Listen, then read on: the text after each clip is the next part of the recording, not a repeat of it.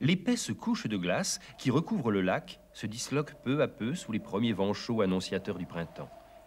La fonte des neiges a commencé et le petit ruisseau, habituellement si clair et paisible, se transforme peu à peu en un torrent d'eau boueuse bien peu engageante. Soudain, quelques notes sonores et puissantes parviennent à sortir du tumulte assourdissant des cascades et des remous.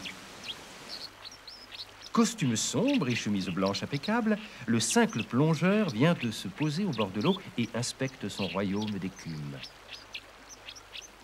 C'est le seul oiseau qui soit resté fidèle à son ruisseau durant tout l'hiver, malgré la neige et la glace. Très tôt, mâles et femelles sont pris d'une agitation fébrile. Ils arpentent sans arrêt les berges, choisissent un par un, avec un soin maniaque, les brins d'herbe sèche et de mousse nécessaires à la construction du nid.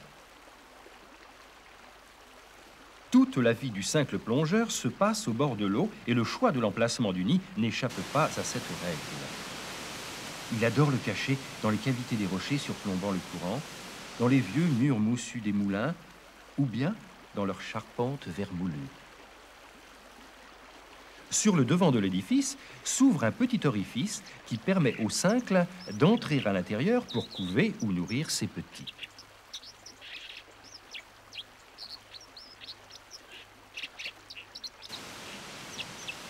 Pendant que l'un des cincles est ainsi occupé au nid, l'autre en profite pour aller s'adonner à son sport favori, la plongée et la marche sous l'eau.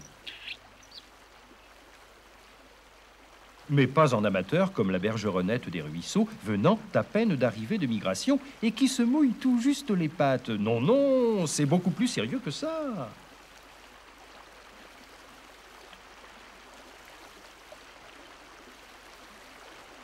Nerveux, toujours en mouvement, et comme monté sur deux ressorts, le cincle inspecte d'abord soigneusement le fond du ruisseau.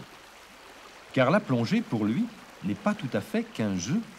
Le but, en effet, est de trouver de quoi remplir un peu son estomac dégarni.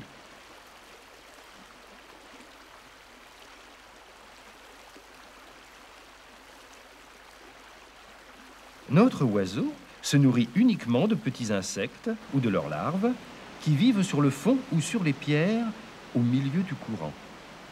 Son plat préféré est même constitué des porte-bois qui vivent en colonies sur les galets.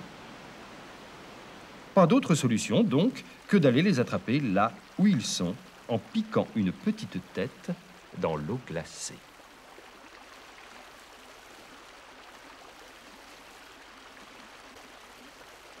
En effet, malgré les apparences, le cincle est totalement amphibie.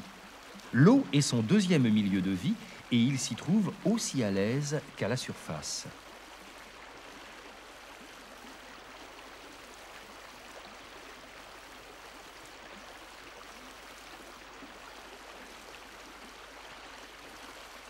Il sait plonger et nager, mais mieux encore, le diabolique animal est le seul spécialiste de la marche à pied sous l'eau. Il avance au fond de la rivière, luttant tête baissée contre le courant violent.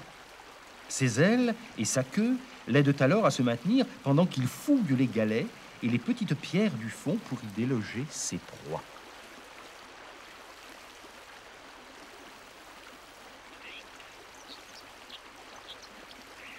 Il retourne ensuite à l'air libre pour déguster à son aise le résultat de sa pêche.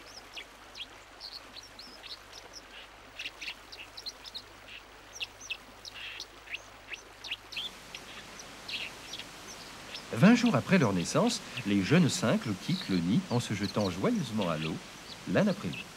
Ils savent nager avant de savoir voler et s'éparpillent le long du ruisseau à proximité du nid.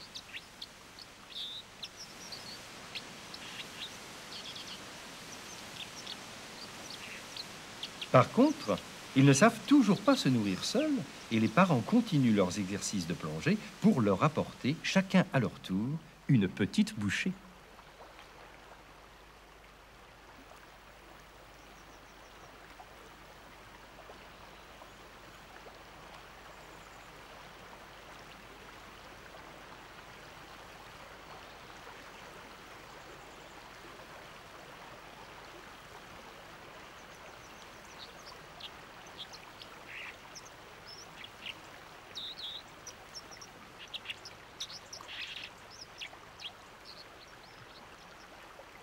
Peu à peu, cependant, les nourrissages s'espacent, et un beau jour, nos jeunes oiseaux prendront définitivement leur envol, pendant que leurs parents mettent déjà en route la deuxième couvée.